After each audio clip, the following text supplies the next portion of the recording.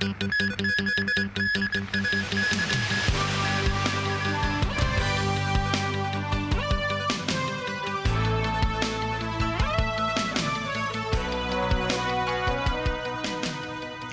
evening, and thank you for joining us.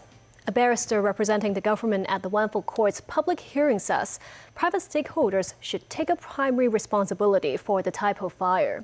The statement is made during the closing submission of the independent committee's hearing investigating the Tai Po fire. The Mo Singai reports. The second day of the closing submission hearing resumes at Central City Gallery. Zhang Qinsun, the senior counsel representing the government, begins his closing address. Sun says the government shows determination in uncovering the truth through multiple aspects, including the submission of over 1 million documents to the committee. Sun stresses that the fire is caused by direct and indirect factors, which the committee should not overlook when drawing up its report. He says the government's role lies in supervision, whereas owners and professionals, such as contractors, carry the main responsibility. Sun states that the decision to appoint Prestige and Willpower as the contractor and consultant for Wanfu Court's renovation rests with the owners and has nothing to do with the government bureaus. The barrister says that the public cannot rely on authorities to interfere with everything, and instead, stakeholders need to act with discipline. In his address, Sun lists 6 contributing factors that accelerate the spread of the blaze, including long fire retardant scaffolding mesh and ineffective fire services equipment. Speaking of the mesh, Sun says it was not negligence, but describes it as an organized, planned act of Prestige, who compromises the safety of hundreds of residents just because of lower costs. He says Prestige implemented deliberate acts to deceive regulatory authorities. As to what areas of improvement the government can make, Sun says a disciplinary mechanism cannot guard against collaborative deception. But he says that cross-department communication can be enhanced, which requires a more suitable mechanism. Sun notes the government has implemented some improvement measures after the fire. That includes tightened regulations on fire service installation shutdown notices. Jeffrey Tam, the barrister representing Wanfu Court residents, says many of his clients are annoyed by some stakeholders seen as shifting responsibility, but Tam says they hope the committee will uncover the truth. Mo Singai, TVB News. Hong Kong has completed the legislative process to regulate ride-hailing services, with the Transport Department poised to launch a dedicated online portal for platforms and drivers to apply for licenses. After the legislation takes effect in August next year, the government will also step up enforcement against illegal ride-hailing with tougher measures in place. Under the new framework, ride-hailing platforms, drivers and vehicles will all require registrations, with a cap set at 10,000 vehicle licenses for now. I have reservations about the number of permits being capped at 10,000 because from the market's perspective, there is a very keen demand and short of supply. 10,000. I think that this is a cautious number. It has struck a balance between the road capacity, public transport ecosystem, and the demand of passengers. There will be a smart regulatory system to monitor ride-hailing platforms. We will not just rely on manual law enforcement. We must keep up with technological developments, and that means we establish an information management system and an e-communication channel that can dovetail different platforms. The transport chief also said preparatory work for the licensing regime began this quarter, and it includes baseline study to assess demand for the ride-hailing services in Hong Kong. The legislation will take full effect on August 22nd next year, when all platforms must be licensed and comply with driver vetting requirements. On that same day, authorities will step up enforcement against illegal ride-hailing by introducing measures including the impoundment of vehicles involved in unauthorized passenger services. Starting this Friday, the Transport Department will launch a dedicated ride-hailing portal, providing guidance for operators, drivers, and platforms on the new licensing regime. Applications are expected to open as early as next month, with driver applications to follow in the fourth quarter. The blanket ban on smoking at Hong Kong's construction sites is set to take effect starting tomorrow. This as the city's construction association has rolled out guidelines for site workers on the measure and will install high-tech monitoring systems across building sites to enforce the anti-smoking policy. Timothy Lee has more. As the city takes its latest step to end smoking at construction sites, workers at this Kai-Tak site under the Hong Kong Housing Society are mandated to place personal items, including cigarettes and lighters, in lockers located outside the workplace. This worker said he could only retrieve his items after work, adding that he was searched before he entered the construction site. Under the latest smoking ban, offenders will be subject to a fine of $3,000. This man said the measure has a deterrence effect and urged his fellow workers not to smoke as it could lead to fire hazards. The law also requires contractors to take necessary steps to ensure the smoking ban is enforced, with offenders facing a maximum fine of $400,000.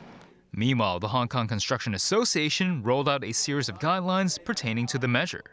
They suggested that contractors must set clear boundaries for the smoking ban on construction sites, emphasizing that storage areas containing fuel and other dangerous items must be monitored by CCTVs or other high-tech devices. The association further said contractors can implement a score system to deduct points from workers or order them to leave the premises if they fail to adhere to the ban. Lots of our construction sites have already prohibited for smoking. So it's not a new thing to workers.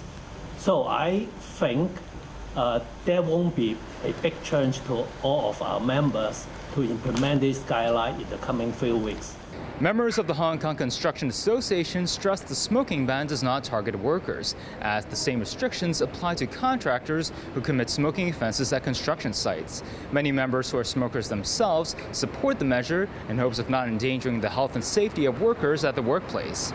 Timothy Lee, TVB News. Police have cracked down on a syndicate suspected of using a beauty center to defraud medical insurance, arresting 14 people, including 2 registered doctors. One of the doctors is linked to an earlier crash for cash fraud case. Celine Chan has more. Multiple mobile phones, computers and related documents were seized during the operation. Those arrested include staff from the beauty center, doctors, insurance agents and claimants.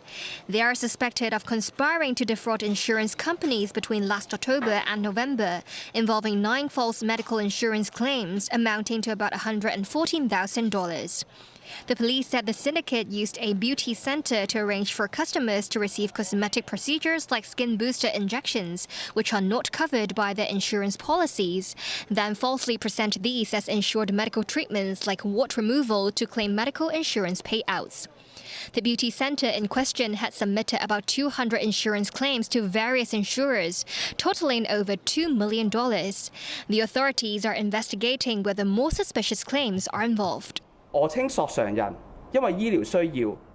said an arrested registered doctor is linked to an earlier crash for cash insurance scam involving car accidents. They will keep looking into whether the 2 groups are in cahoots.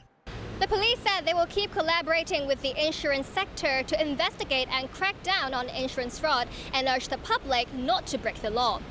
Celine Chan, TVB News. Toronto's air quality ranked the worst among major cities globally Wednesday. This as wildfire smoke from northwestern Ontario blackened skies and spread into the northeastern United States, prompting health warnings and calls for residents to limit outdoor activities. Tracy Furness has more. Toronto's smoky skyline Wednesday. Smoke from wildfires blanketed the city, creating hazy skies and prompting health concerns as residents face poor air quality. This is kind of like the earth smoking a cigarette, and we're getting the secondhand smoke from it. Unperturbed, people were seen spending time outdoors in parks, while others wore masks amid the smoky conditions. Those particles are going to contain a whole sort of soup of different chemicals and compounds. Environment Canada reported an air quality health index reading of 10+, classified as very high risk for Toronto, while forecasts suggest hazardous conditions could persist through Thursday night. Meanwhile, Ontario Provincial Police said wildfires are affecting railway operations near Armstrong, Ontario.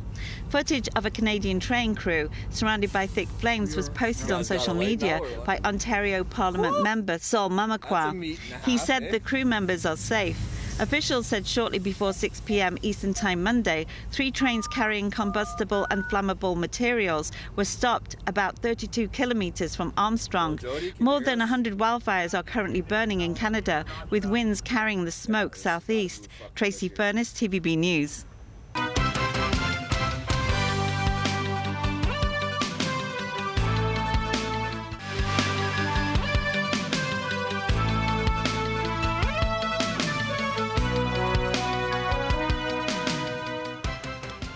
Welcome back. China is now viewed more favorably than the U.S. in 25 out of 36 countries, according to a new Pew Research Center survey. Pew polled more than 42,000 people in those countries between February and May of this year. Apart from countries that are traditionally friendly with China, like Pakistan and Malaysia, a number of Western countries now also see China more favorably, including Spain, Italy, and Greece. In Canada, approximately 33% of people view the U.S. positively now, compared with 57% in 2023. Meanwhile, Canada's positive view of China rose from 14% to 44% during that same time period. The U.S. is still viewed more favorably in 6 countries, which include Israel, India, Japan, South Korea, the Philippines, and Poland.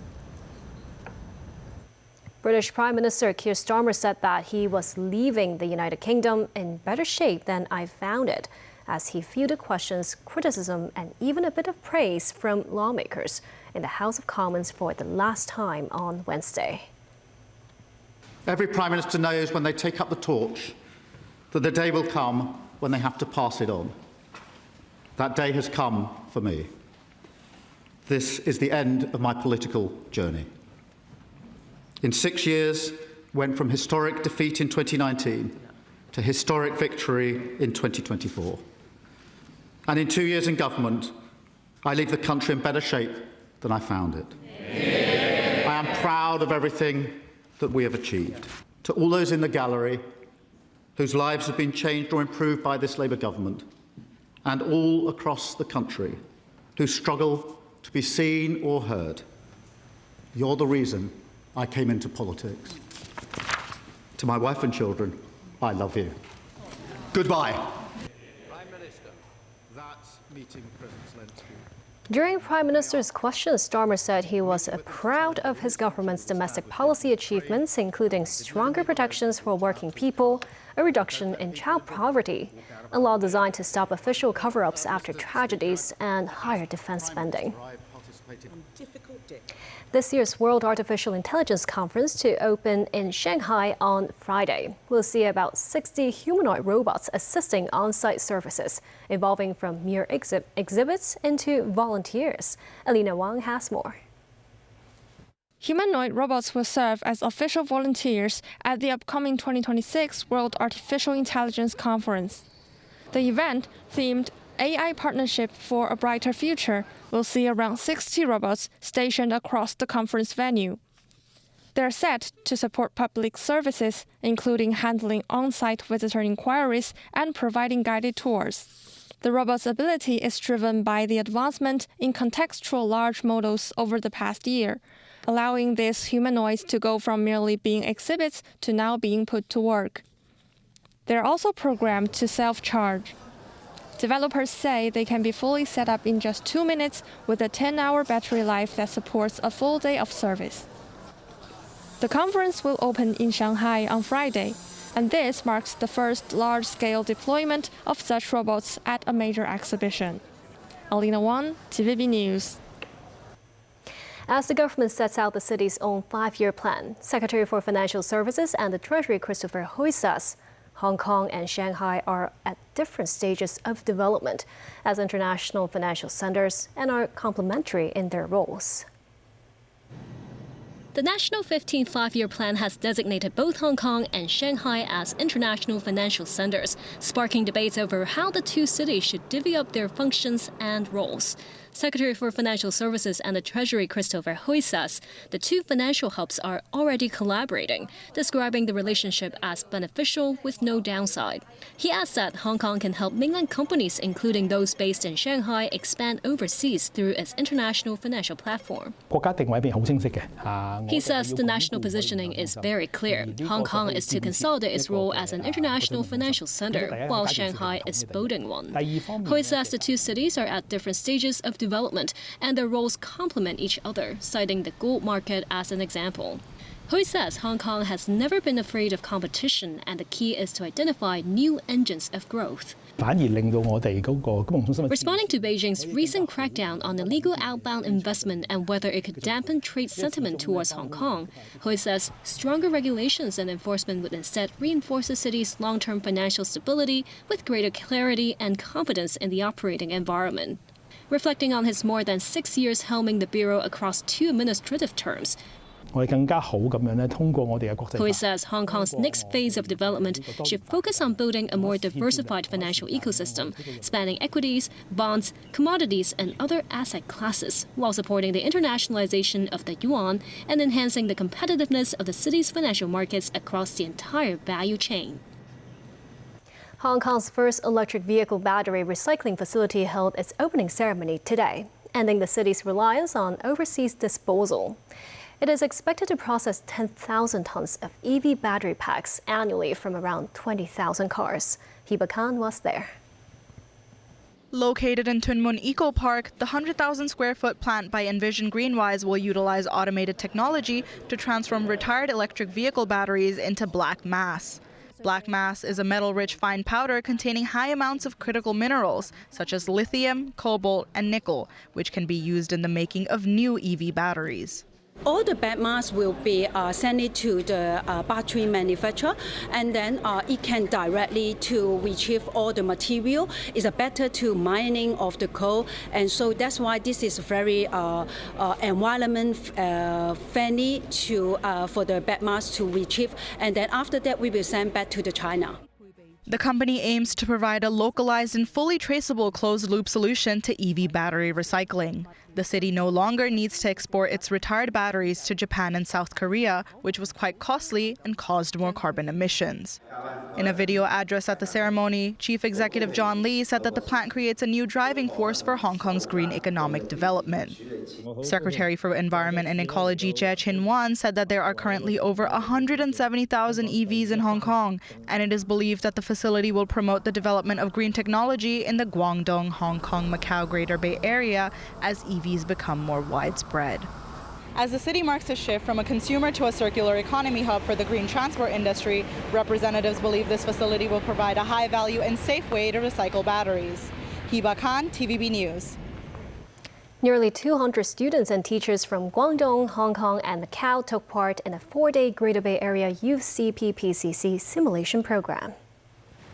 Supported by the Education Bureau and the Home and Youth Affairs Bureau, the event invited 20 schools from Guangdong and the 2 SARs to engage in simulated political discussions as they presented proposals in the format of the national consultative process.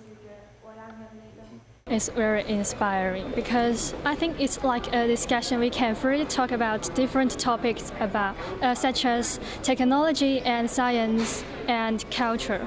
For an example is that we're currently going through where how elderlies are not getting well enough homes and not having a good enough living space. And through one of the group's project, they aim to resolve this issue. And that's the news. Thank you for watching.